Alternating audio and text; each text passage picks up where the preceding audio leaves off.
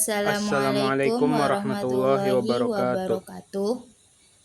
Perkenalkan, nama saya Rian Ramadan dan saya akan menjelaskan tentang biografi Imam Muslim, sistematika, keunggulan dan penilaian ulama tentang Sahih Muslim. Dan saya, Febi Askil Jamila, akan membahas bagian perawi Imam Bukhari, biografi, keunggulan, sistematik, dan pendapat ulama. Terima kasih. Baiklah, di sini saya akan menjelaskan bagian yang pertama, yaitu perawi. Perawi berasal dari bahasa Arab, yaitu riwayah, yang artinya penyampaian, penceritaan, ataupun pengambilan suatu berita atau kisah.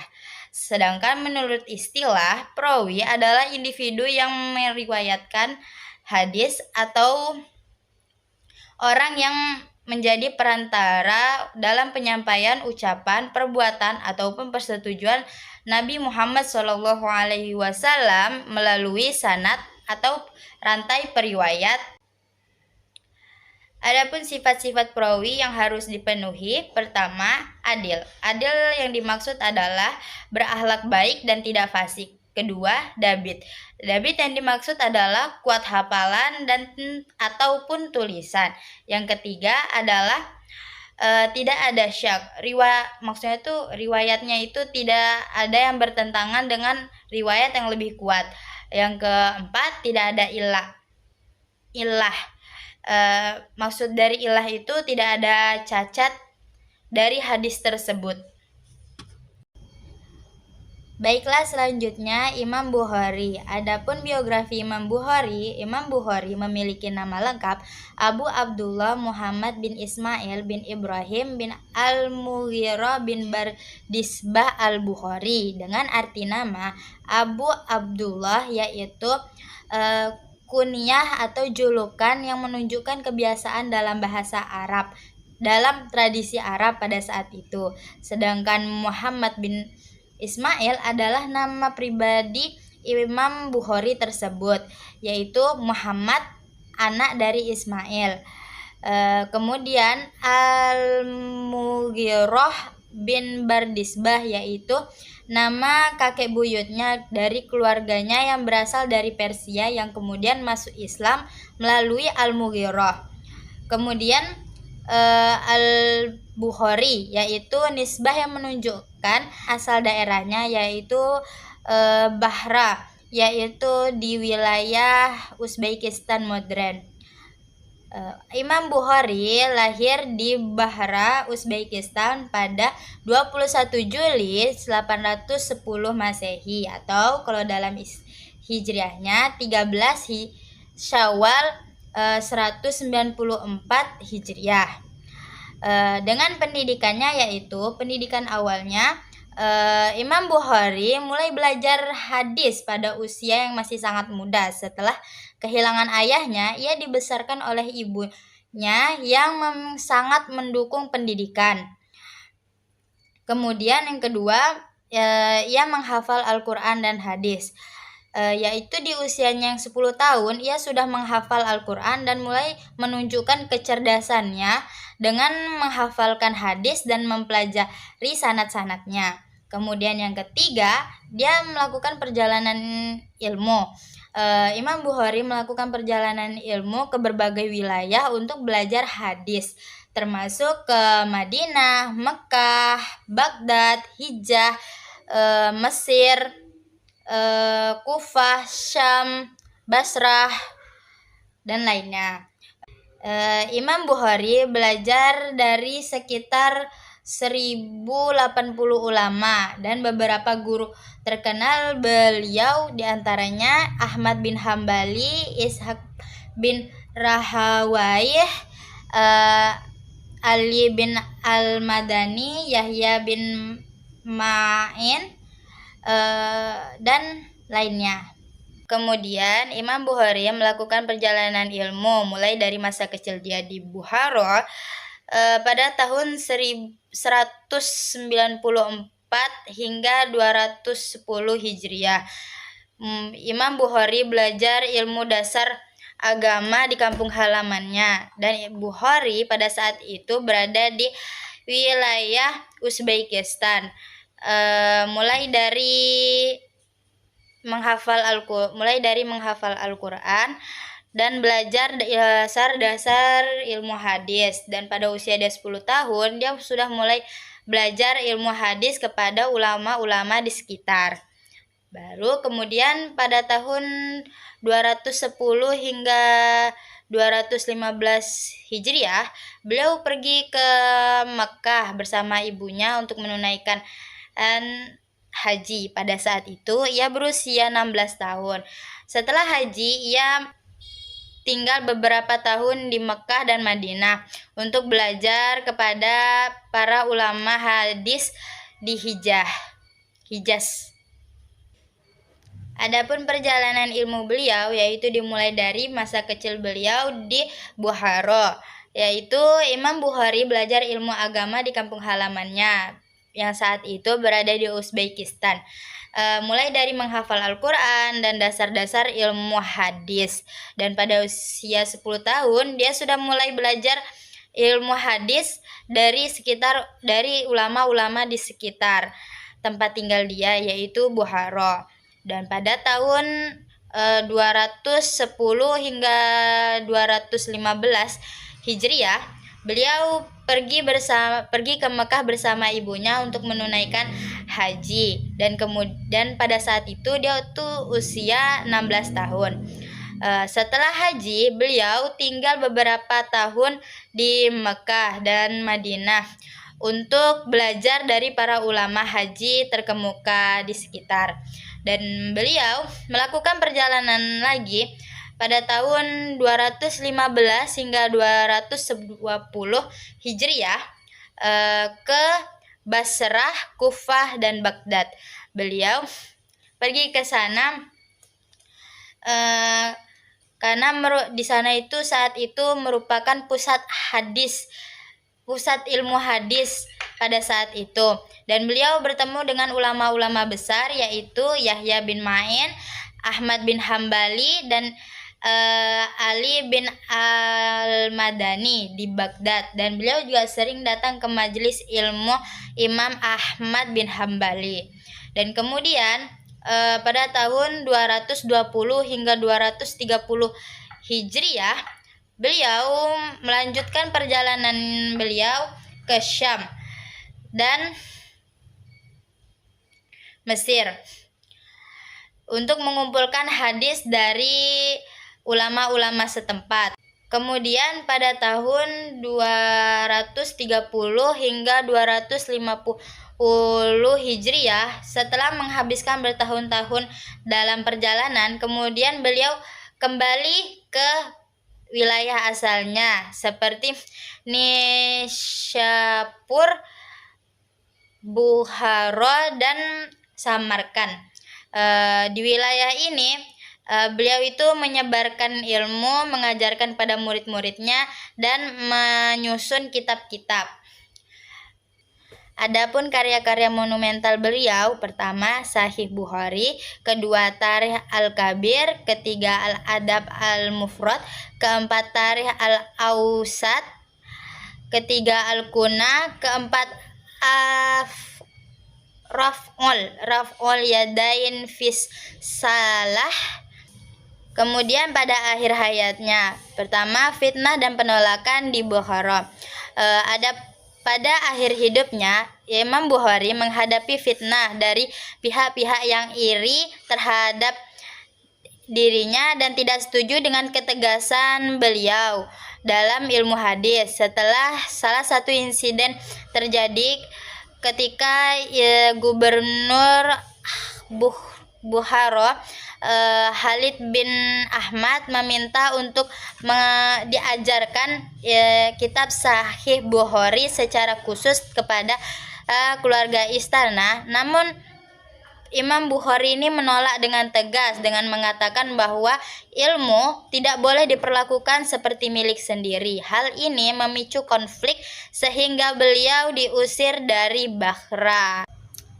Kemudian pengasingan di Baghdad. Setelah keluar dari Basrah, Imam Bukhari pindah ke Bahtan, sebuah desa kecil dekat Samarkand yang kini di Uzbekistan. Di tempat ini beliau hidup dalam kesederhanaan dan menghabiskan waktu untuk beribadah serta melanjutkan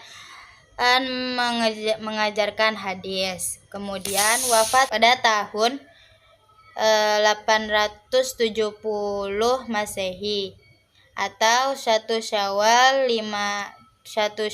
256 Hijriah di usianya yang 62 tahun.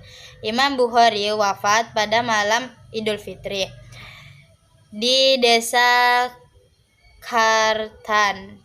Sebelum wafat, beliau berdoa kepada Allah meminta agar segera dipanggil jika hidupnya tidak lagi membawa manfaat bagi umat. Beliau dimakamkan di desa tersebut dan makamnya kini dikenal sebagai salah satu tempat bersejarah. Kemudian sistematika kitab Sahih Bukhari. Kitab Sahih Bukhari menggunakan sistem penulisan berdasarkan pengelompokan bab, abwab, yang dikenal dengan sistem sahih dan sunnah. Sistematika ini pertama, membagi kitab menjadi beberapa bagian kitab, dan setiap bagian dibagi lagi menjadi bab-bab tertentu. Kedua, kitab Sahih Bukhari terdiri dari 97 kitab yang dengan total bab 3.521 bab dan diawali dengan kitab Abdul Wahyu 6 bab dan diakhiri dengan kitab Tauhid 48 bab. Sistem ini berbeda dengan 3 metode lain. Pertama, sistem musnad. Hadis disusun berdasarkan nama perawi pertama. Kedua, sistem tematik, yaitu hadis dikelompokkan berdasarkan tema umum seperti pemerintahan, larangan, ataupun ibadah. Dan ketiga, sistem kamus. Hadis disusun seperti ensiklopedia berdasarkan alfabet ataupun tema tertentu. Penilaian ulama terhadap Sahih Bukhari. Pertama, kedudukan kitab Sahih Bukhari. Kitab Sahih Bukhari adalah kitab besar Imam Al-Bukhari yang diakui sebagai kitab paling sahih setelah Al-Quran. Kitab ini memiliki kedudukan tinggi dalam Islam dan menjadi rujukan utama umat muslim dari berbagai belahan dunia. Yang kedua, pujian dan pengakuan ulama, yaitu dari Ibnu Khaldun yang menyebutkan bahwa syarat penjelasan kitab ini merupakan tanggung jawab besar yang harus dipenuhi oleh umat Islam. Pertanyaan ini dianggap terjawab melalui karya Fathul Bari oleh Ibnu Hajar al-Asqalani yang menganggap bahwa penjelasan sempurna terhadap kitab Sahih Bukhari. Ketiga, penerimaan umat Islam. Umat Islam menerima kitab Sahih Bukhari sebagai kitab hadis paling terpercaya setelah Al-Quran. Keempat, kritikan dan telaah para ulama. Meskipun kitab ini sangat diakui beberapa ulama seperti Imam Ad-Daraqutni pernah mengkritis beberapa hadis dari Sahih Bukhari. Namun pada akhirnya mayoritas ulama menyepakati keautentikan kitab ini sebagai kitab yang paling sahih. Kelima, kontribusi ilmu pengetahuan. Kitab ini bukan hanya sekedar pengumpulan hadis, tetapi juga sebagai sumber utama ilmu agama, baik yang tampak maupun tersembunyi. Hal ini menunjukkan pengaruh yang luar biasa dalam pengembangan ilmu keislaman. Keunggulan Sahih Bukhari dibandingkan Sahih Muslim. Pertama, jumlah perawi kontroversi. Kedua, peran perawi kontroversi. Ketiga, pendekatan dengan perawi kontroversial. Keempat, penggunaan riwayat perawi kontroversial. Yang kelima, ketersambungan sanad. Berikutnya saya akan menjelaskan tentang biografi Imam Muslim. Nama lengkapnya yaitu Al-Imam Abul Husain Muslim bin Al-Hajjaj Al-Qushairi An-Naisaburi. Lahir sekitar 206 Hijriah atau 820 Masehi di Naisabur, wilayah Khurasan. Yang dimana sekarang itu bagian dari Iran. Dia berasal dari keluarga yang sangat menghargai ilmu dan pendidikan, khususnya ilmu hadis. Sejak kecil, Imam Muslim sudah berguru kepada berbagai ulama hadis terkenal dan mempelajari berbagai ilmu keislaman seperti fikih dan tafsir. Imam Muslim wafat pada 260 Hijriah atau 875 Masehi di Naisabur, kota kelahirannya, di usia sekitar 55 tahun dengan karya monumental yaitu Sahih Muslim atau kitab hadis. Perjalanan ilmu sistematika dan keunggulan kitab Sahih Muslim yaitu yang pertama, sistematika penulisannya. Muqaddimah, yaitu menjelaskan kondisi kitab dan ilmu hadis yang digunakan dalam menyusun hadis-hadisnya. Kitab ini mencakup berbagai tema dengan hadis yang memiliki banyak jalur dihimpun dalam satu bab dan hanya sanad yang dicatat jika matanya sama. Strukturnya dimulai dengan kitab Al-Imam 380 hadis, diikuti dengan bab-bab lainnya seperti Al-Thaharah 1010 hadis, Al-Salat 285, Al-Hajj 322 dan seterusnya. Yang kedua, keunggulannya yaitu yang pertama, ketelitian dalam memperhatikan lafaz hadis dan disiplin dalam periwayatannya. Sistematika yang kronologis. Hadis disusun secara utuh, tidak dipotong seperti pada Sahih Al-Bukhari. Pendahuluan oleh Imam An-Nawawi menyatakan bahwa Imam Muslim menggunakan kaidah yang baik dalam sistematika, memudahkan pembaca untuk mencari hadis yang diinginkan. Dan kemudian saya akan menjelaskan penilaian ulama terhadap kitab Sahih Muslim. Yang pertama Imam An-Nawawi yang wafat pada 676 Hijriah menyatakan bahwa Sahih Muslim bersama Sahih Al-Bukhari adalah kitab hadis yang disepakati keahliannya oleh ulama ahli hadis. Yang kedua, Imam Ibnu Salah yang wafat pada 643 Hijriah dalam karya Muqaddimah menyebutkan bahwa hadis-hadis dalam Sahih Muslim dan Sahih Al-Bukhari memiliki derajat tertinggi dalam kesahihannya. Sering disebut sebagai mutafaq alaih atau disepakati oleh kedua imam.